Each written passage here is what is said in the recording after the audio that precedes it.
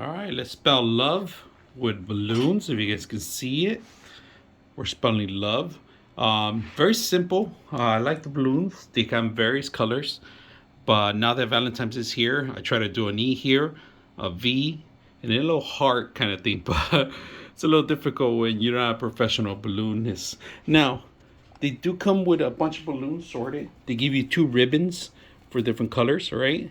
And enough ribbons so you could tie them up. But look at this guy. He comes and see. He is helping me out biting the balloons. He's been popping them, so he hasn't been helping. Crypto, he likes love.